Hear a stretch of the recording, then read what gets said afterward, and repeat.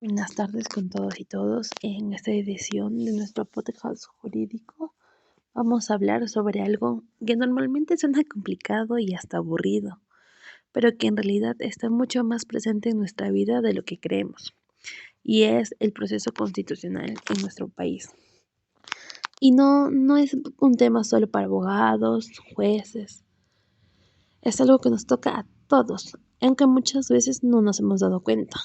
Nuestra Constitución al final es el documento que dice qué derechos tenemos como personas. En esta se habla de la libertad, la igualdad, la dignidad, nuestra justicia, etc. Suena bonito, ¿no? El problema es que una cosa es lo que se dice en la Constitución y otra muy distinta en lo que pasa en la vida real. Cuando un derecho se vulnera, por ejemplo, cuando alguien es tratado injustamente, cuando el Estado no responde o cuando una autoridad se excede.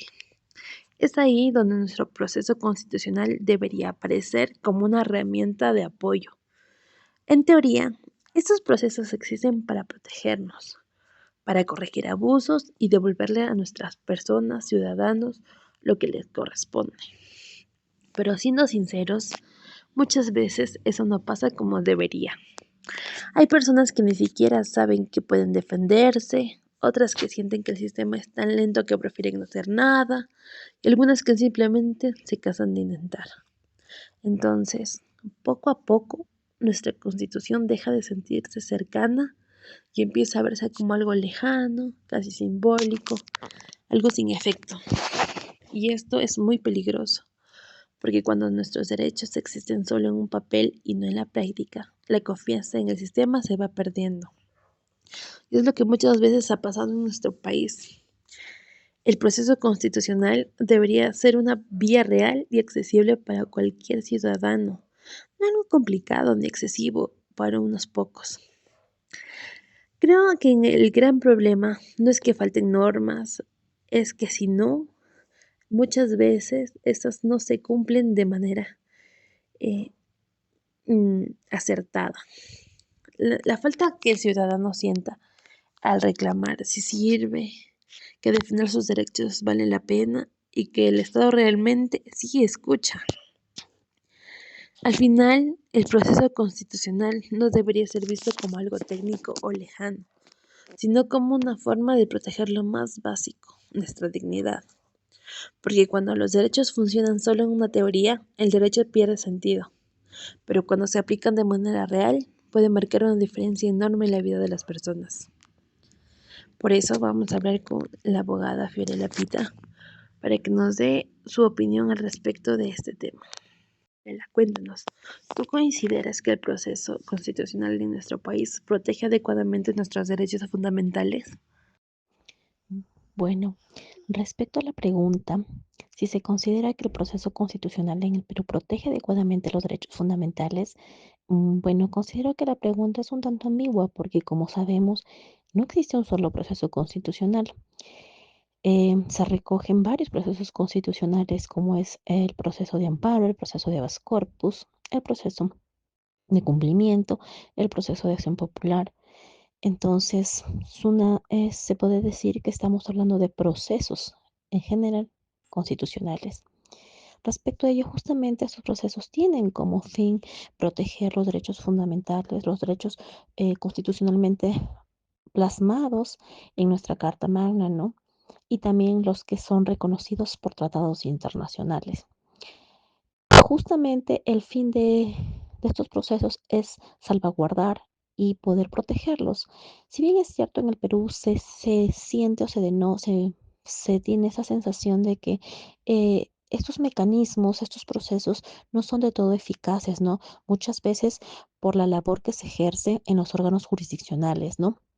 Muchas veces que se ven un poco entorpecidos por el tema de la celeridad procesal, por el tema de los retrasos que puedan tener, ¿no? Entonces, no se ve como 100% efectivos, ¿no?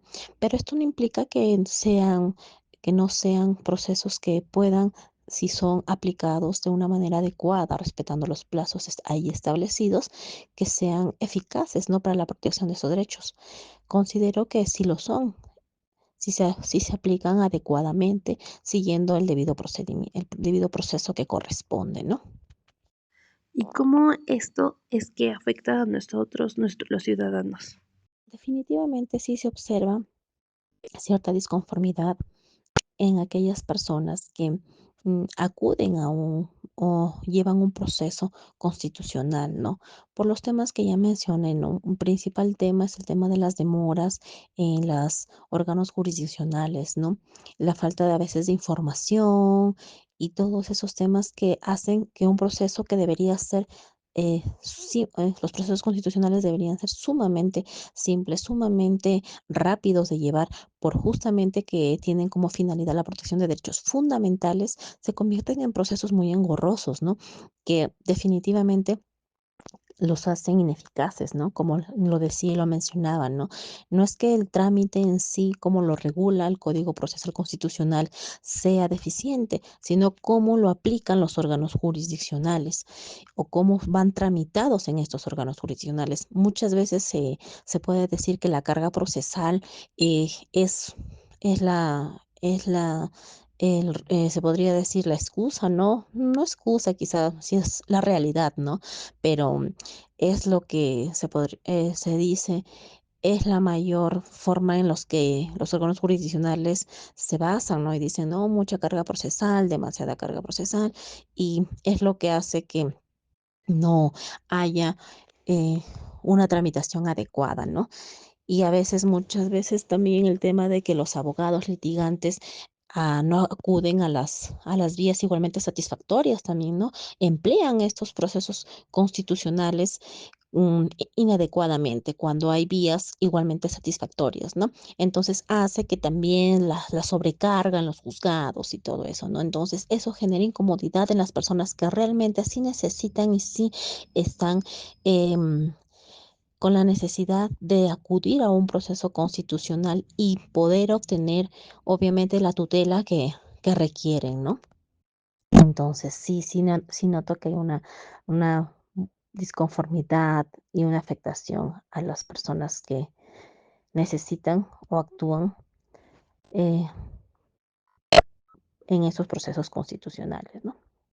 Finalmente, para ti, ¿qué es lo que se debería mejorar en el sistema constitucional de nuestro país? Como lo he venido repitiendo a lo largo de las respuestas que vengo dando a las anteriores preguntas, definitivamente la adecuada aplicación o la aplicación efectiva, eficaz de los procesos constitucionales por los operadores de justicia es un punto clave, ¿no? Para dar una mejora en esos tipo de procesos, ¿no? Como se sabe, los órganos jurisdiccionales no especializados en constitucional, sino los que ven ese tipo de materias, como se sabe, en los departamentos diferentes a la capital del Perú, no se tiene órganos especializados constitucionales, sino son otros órganos que ven este tipo de procesos. Por ejemplo, ¿no? Para hacer un ejemplo sencillo, los procesos de amparo son vistos por los juzgados civiles, por los juzgados mixtos. Entonces, la carga, como tienen otro tipo de carga procesal, no le dan la debida atención o la atención prioritaria que tienen que tener ese tipo de procesos, ¿no?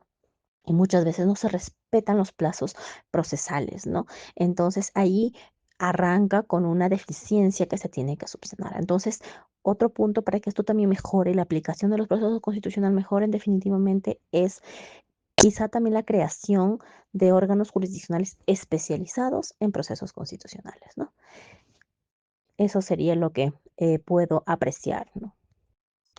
Muchas gracias, Fiorella, por haber estado en nuestro podcast jurídico. Y bueno, para cerrar, al final hablar del proceso constitucional no es solo hablar de leyes o libros, sino es hablar de cómo es que se viven nuestros derechos en el día a día.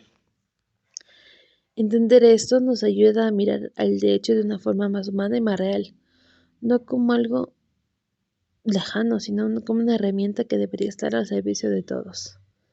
Reflexionar sobre el proceso constitucional también es una forma de exigir que el sistema funcione mejor, sea más justo y más accesible. Y al final, eso es lo que debería importar. que la Constitución no solo exista, sino que realmente sirva a todos nuestros ciudadanos con igualdad, de igual medida. Muchas gracias por escuchar esta edición de nuestro podcast jurídico.